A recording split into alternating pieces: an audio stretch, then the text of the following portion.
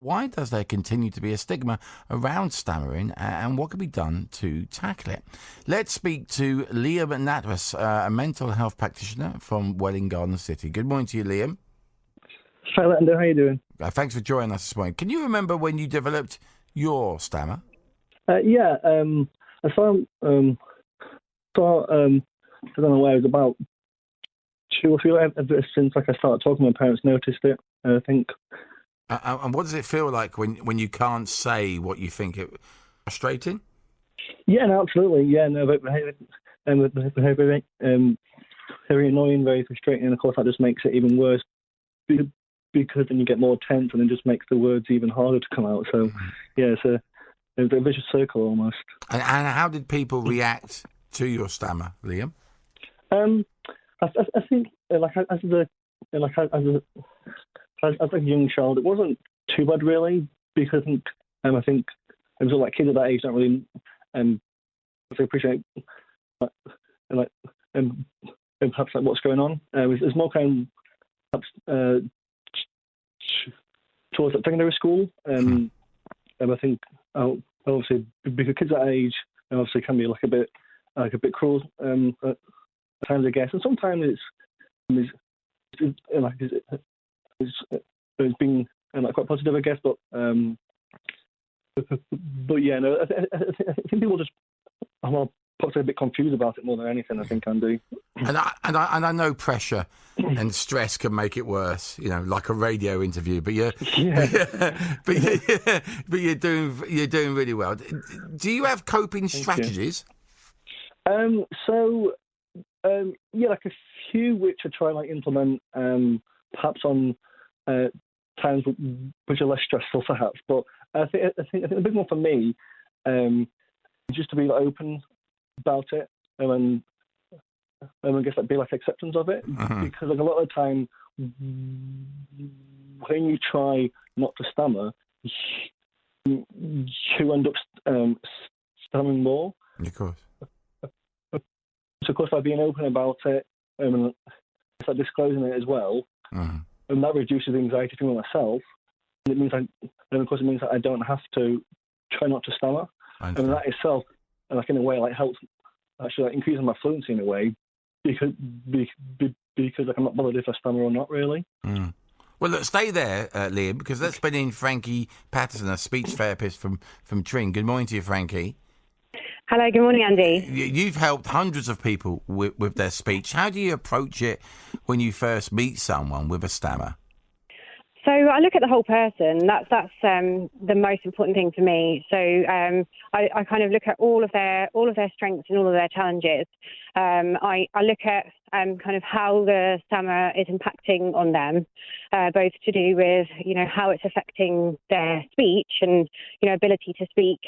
And also on all of the underlying things like emotions, feelings and beliefs around their stammer. So I really kind of do take a very holistic view and a holistic look at them. Liam mentioned it's good to get, just to get it out there and talk about it. Is that a good first step in getting past the stigma of it all?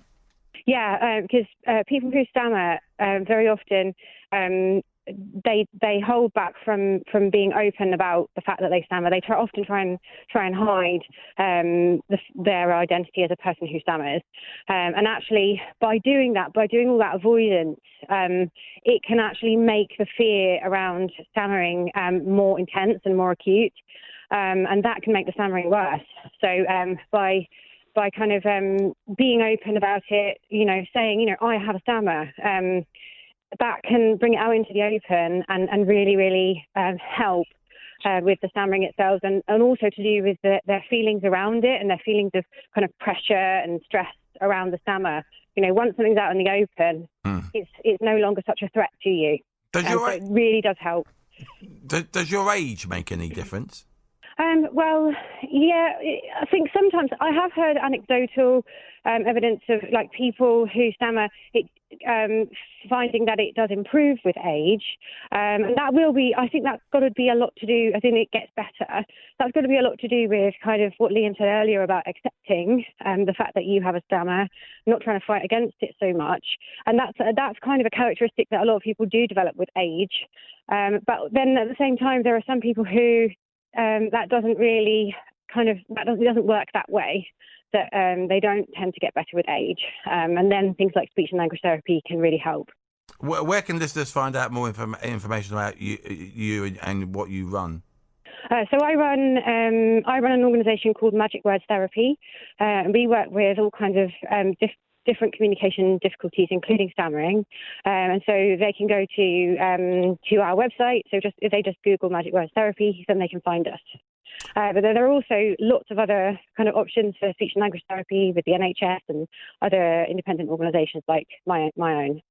Just before I let you go there, Frankie, I don't know if you've seen it. I presume you have, but I'm sure everyone with a stammer will think of educating Yorkshire and that moment with the pupil who got over his stammer and delivered a speech to his school by playing music while giving his speech. Did that help get the message out there about stammering, do you feel?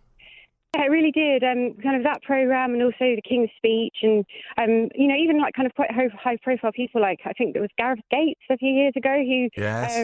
he was on, I think it was something like, I can't remember exactly Pop Idol with Will Young, yeah. And I think just like that increasing of awareness about the fact that people do stammer and, it's not all there is to them. Like Gareth Gates is a great singer and, and he was also brave to be open about it and talk about it. I think all those things really, really help. And today's actually today's actually International Stuttering Awareness Day, hence us coming on the radio today. So I think it's all about shining a light on stammering and, kind of giving people who might have stammers, a little bit of courage to be open about it and talk about it. I do remember the Gareth Gates situation on Pop Idol, and up until then, not really knowing much about stammering. I remember that programme greatly. Liam, if I can, the final words with you. I mean, what would be your advice to anybody out there who is suffering with this in silence and doesn't want to talk about it? Yeah, I think often, the best thing for us is often one of the hardest things for us to do. And I think just talking about having a stammer and just trying to accept that, okay, Nicole, you do have a stammer, but you're also like another person as well. You're not defined by your stammer. You can still do the things that you want to do.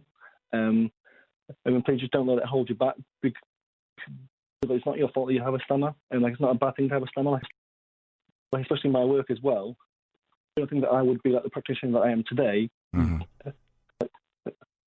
In terms of being like, understanding of my patients and being caring and empathetic for them. If I hadn't a stammer, I'm trying to way and try and use it to your strengths and just remember you are enough and you're not defined by having this. Liam, I really appreciate you being on the show this morning. I really do. Thank you so much. Thanks, pal. Thanks for joining us this morning. And Frankie, thank you so much as well for joining us on this show this morning. I really appreciate it, guys. Thank you, Andy.